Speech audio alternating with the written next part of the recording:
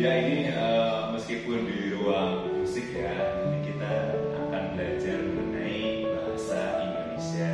Nah, mungkin kalian ini ya mungkin dalam suasana yang baru ya. Ini kan juga ruangannya biasanya kan live di lab. Nah, sekarang itu lebih ke yang kayak gini. Ya sebenarnya nggak masalah sih. Entah itu backgroundnya apa aja gitu kan. Nah.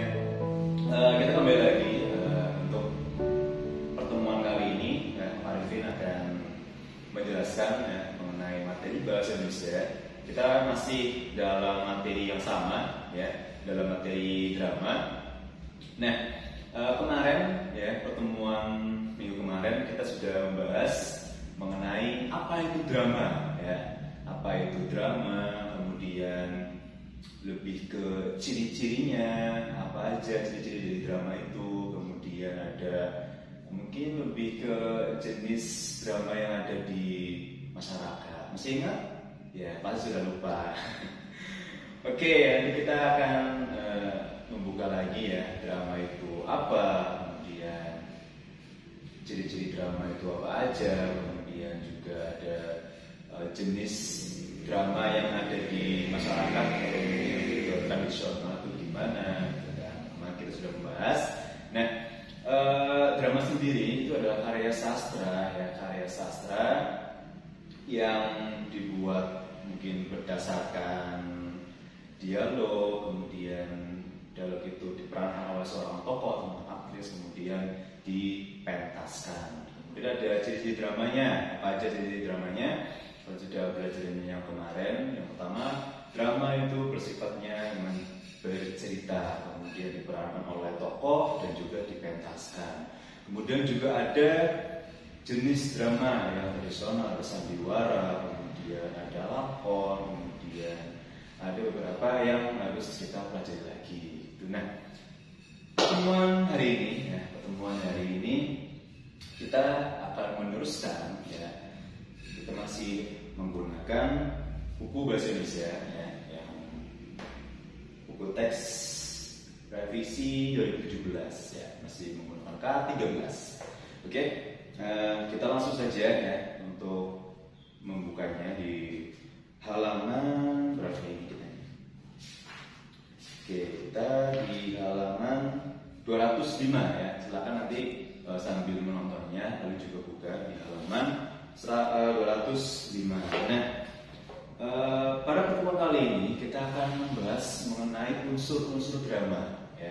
Jadi di dalam drama ya itu kan seperti teks, drama itu seperti teks gitu. Kadang kalau mungkin banyak teks ya, jenis-jenis teks itu pasti ada temanya ya.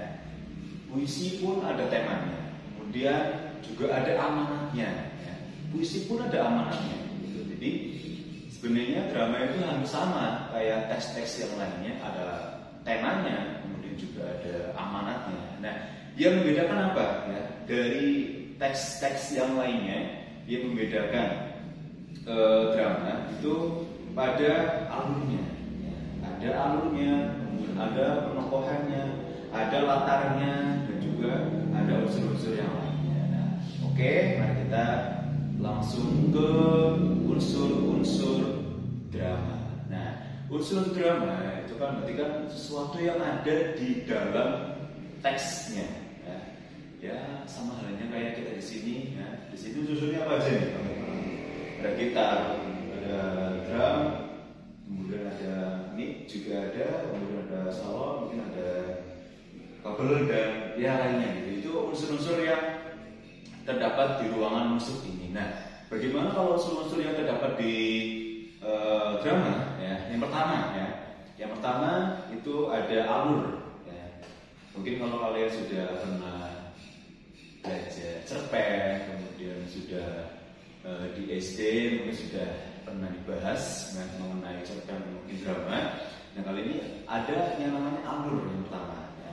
Alur merupakan rangkaian peristiwa dan konflik yang menggerakkan jalan cerita. Ya. Rangkaian cerita, kemudian rangkaian peristiwa, dan juga ada konfliknya yang menggerakkan jalan cerita. Nah, di sini alur itu mencakup beberapa bagian ya. Mungkin ada yang namanya pengenalan cerita. Yang pertama mengenal cerita, kemudian ada konflik awal ya. Kemudian ada perkembangan konflik. Kemudian ada penyelesaian. Kadang gini, ketika kita mungkin berkenalan dengan seseorang ya. Ketika kita berkenalan dengan seseorang pasti ada namanya perkenalan atau lebih dikenal dengan PDKT. Apa itu PDKT ya gitu. Nah, dalam perkenalan ini mungkin kita tanya-tanya nih, oh si A namanya siapa, rumahnya di mana, kemudian udah punya pacar atau mungkin udah punya tunangan atau mungkin udah punya someone atau seorang yang spesial atau belum gitu kan. Itu lebih ke pengenalannya. Kemudian ada konflik awal nih. Wah, ternyata setelah kita kenalan dengan dia, kita ada ketertarikan nih ke seorang itu nih. Itu konflik awalnya di situ. Karena kalian udah tertarik gitu kan. Kemudian ada perkembangan konflik. Nah, di situ setelah kalian perkenalan, kemudian kalian ada rasa, kemudian kalian di perkembangan konfliknya kalian mengungkapkan perasaan kalian, kemudian diselesaikan dengan penyelesaian. Yang keempat ada penyelesaian, kalian diterima atau mungkin ditolak. Ya mungkin kalau perkenalannya kemudian ada konflik awalnya berjalan lancar ya sampai ke perkembangan konfliknya kalian lancar, mungkin kalian diterima. Ya, mungkin kalian diterima. Tapi ketika perkenalan ceritanya itu aduh kok kayak gini ya gitu kan. Kemudian ada konflik awalnya, kemudian ada perkembangan konfliknya yang dibilang susah atau mungkin wah ini anaknya kayaknya nggak bisa dideketin nih gitu kan. Wah ini kayaknya anaknya susah nih untuk ada komunikasi nih gitu. Akhirnya ketika kalian mengungkapkan perasaan kalian ditolak. Itu contoh dalam mungkin alur ya. Jadi mungkin ada pengenalan cerita, tokoh-tokoh yang diperkenalkan dari namanya, kemudian dari di mana mereka tinggal, kemudian ada konflik awal, ada dua orang yang istilahnya punya kontak batin atau mungkin ada sesuatu yang harus dijalankan lagi, kemudian di perkembangan konfliknya orang itu mungkin dua orang sahabat itu mempunyai masalah, kemudian bagaimana cara penyelesaiannya diselesaikan dengan mungkin ada yang cara baik-baik dan juga ada yang cara tidak baik gitu. Jadi alur sendiri itu adalah rangkaian peristiwa dan konflik yang menggerakkan jalan cerita, entah itu pengenalan, entah itu konflik awal, entah itu perkembangan konflik, entah itu cara penyelesaiannya. Itu adalah alur. Nah, yang kedua ya, kita ke penokohan.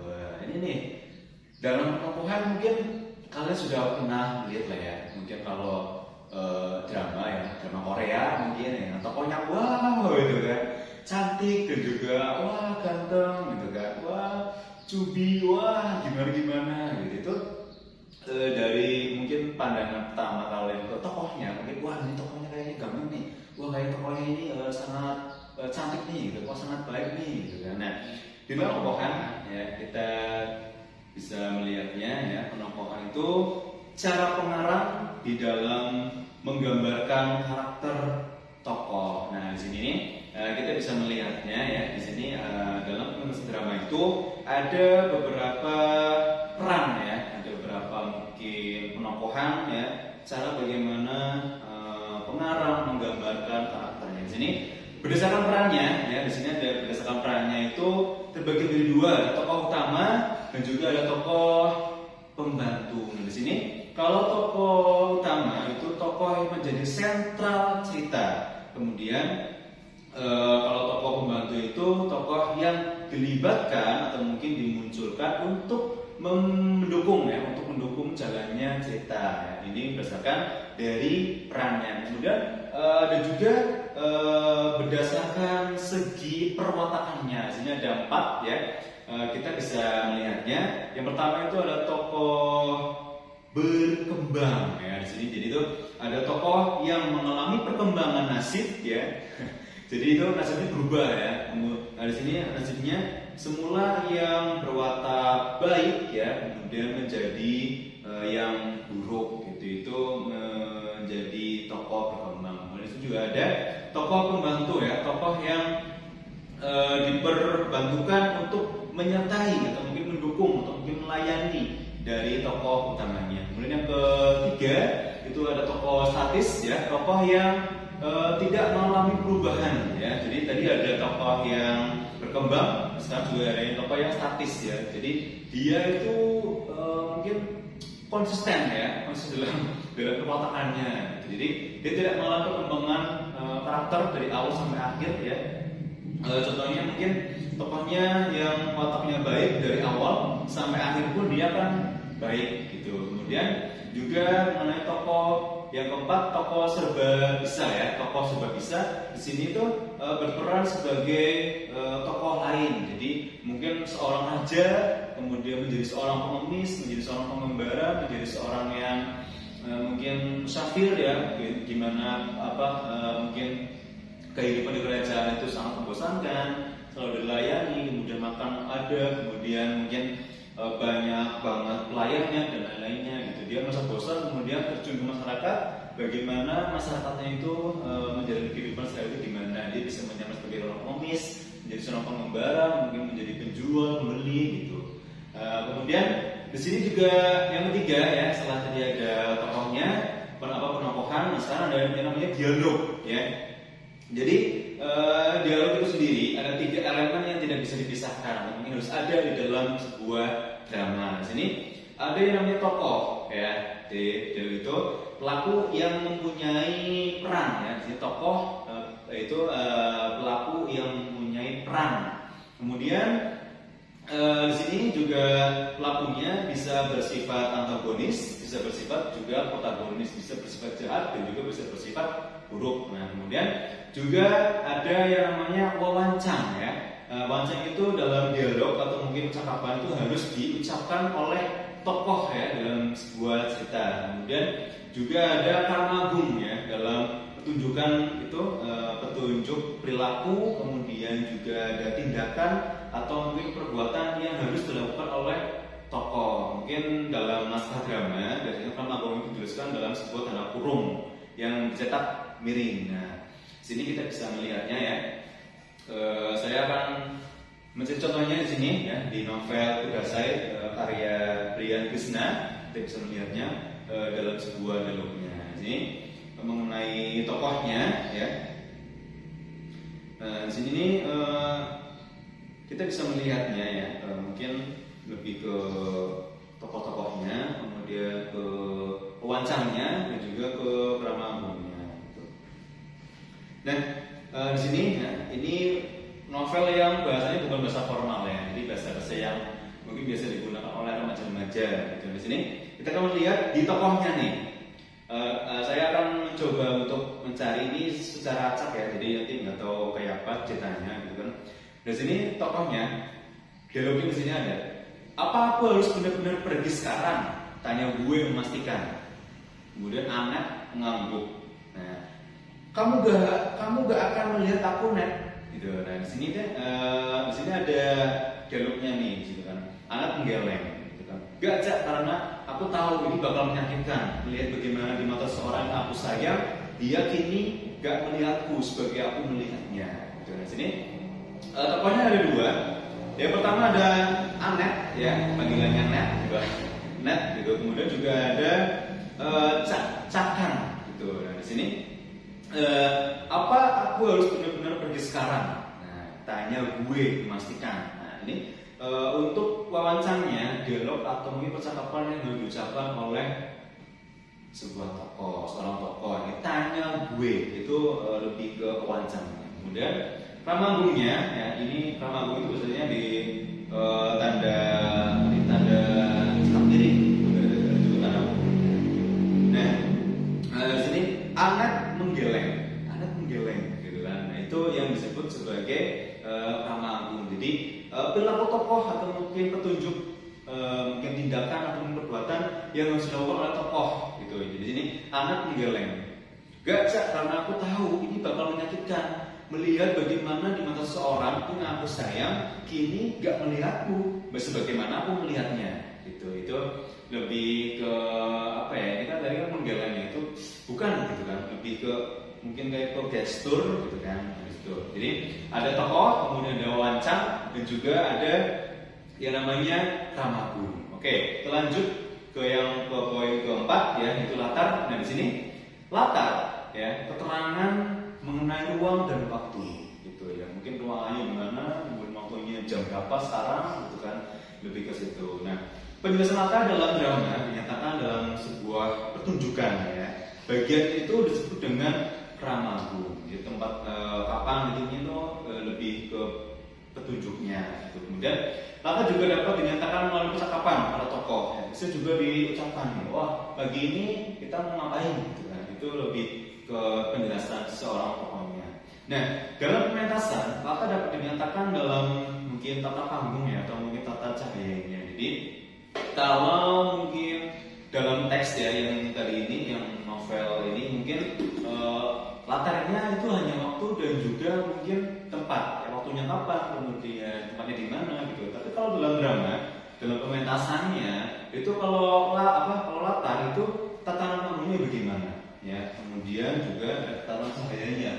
Ini Pak lampu selap atau enggak gitu. Itu lebih ke bagaimana situasi yang ada di panggungnya gitu. Kemudian yang kelima ya, itu ada bahasa. Bahasa merupakan media komunikasi antar tokoh. Jadi mungkin yang tadi saya bacakan itu kan bahasanya bahasa mungkin yang ada di Jakarta, mungkin ada bahasa-bahasa yang umum ada di mungkin remaja gitu kan, bahasa-bahasa gue lo gitu kan, nyongkoe mungkin kan, itu bahasa-bahasa yang digunakan oleh tokoh untuk berkomunikasi dalam sebuah cerita gitu. Nah, apabila disajikan dalam bentuk pementasan, drama memiliki unsur lainnya ya. Jadi kalau mungkin unsur yang tadi itu ada yang namanya alur, kemudian penokohan, dan juga ada mungkin dialog, dan juga latar, dan juga bahasa, itu yang terdapat dalam teks drama. Tetapi ketika drama itu dipentaskan ya, mungkin ada panggungnya, dipentaskan secara langsung, itu unsur-unsurnya akan bertambah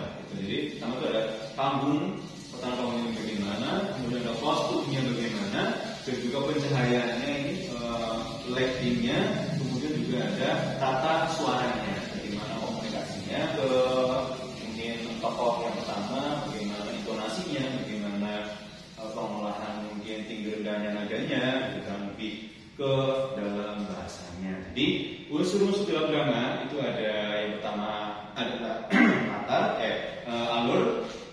Jadi unsur-unsur dalam drama yaitu ada alur, kemudian juga ada penokohan, kemudian ada dialog, dan juga ada latar, dan ada bahasa. Nah, itu adalah unsur-unsur dalam drama. Oke, kita akan melanjutkan lagi ya. Kita akan melanjutkan ke menafsirkan kembali si drama. Kalian bisa membuka di halaman 207. Silakan dibuka dan juga dibaca mengenai menafsirkan kembali si drama. Nah, bagaimana cara kita menafsirkan sebuah drama? Ya, kita harus tahu betul unsur-unsurnya. Karena bagaimana kita menafsirkan kalau kita nggak tahu unsur-unsurnya? Gitu. Nah, cara gampangnya gini: ketika kalian melihat sebuah film, melihat drama, mungkin drama Korea, mungkin drama sinetron Indonesia, kemudian juga mungkin anime yang suka kartun mungkin. Nah, kalian bisa menafsirkannya, wah ini bagus nih, oh ini cocok nih, atau mungkin wah ini menarik nih gitu. Kalian bisa menafsirkannya itu berdasarkan dari unsur-unsur dari dramanya gitu. Nah, di sini ya mungkin ada beberapa drama yang kayak sehari-hari ya, mungkin sinetron. Kalau kalian sedang melihat TV itu kalian bisa menanggapinya. Nah, kedua, tanggapan untuk pementasan dramanya. Gimana sih tanggapannya kita gitu kan dalam sebuah pementasan gitu.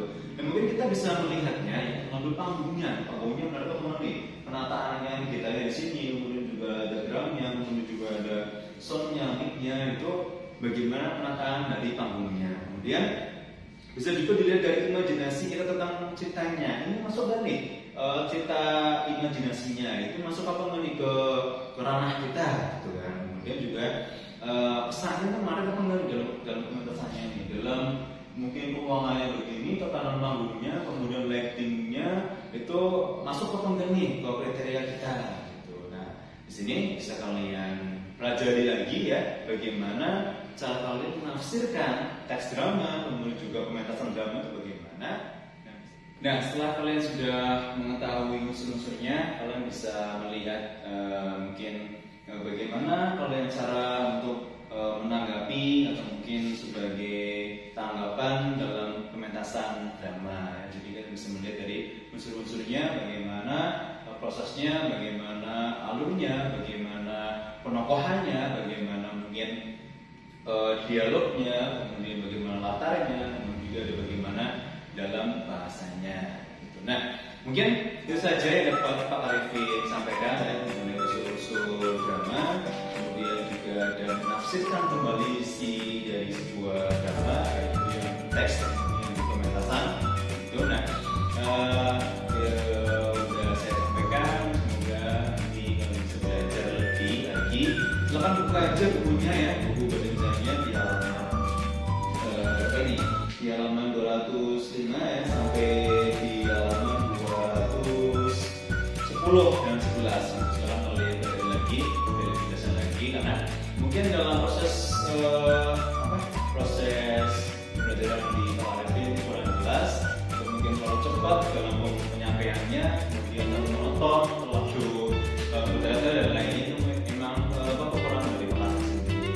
Nah, semoga kita selalu semangat ya, patuhi protokol kesehatan, jaga jarak, pakai masker dan juga selalu cuci tangan, karena kita nggak tahu ya, mungkin depannya akan lebih baik lagi. Kita berdoa saja depannya bisa lebih baik lagi ya, kita nanti bisa tatap muka ya, bisa PTM nanti, kemudian kalian juga bisa belajar bersama dengan teman-teman kalian, tidak cuma hanya daring saja. Itu. Nah, kemudian saya mohon maaf ya, mungkin itu yang bisa saya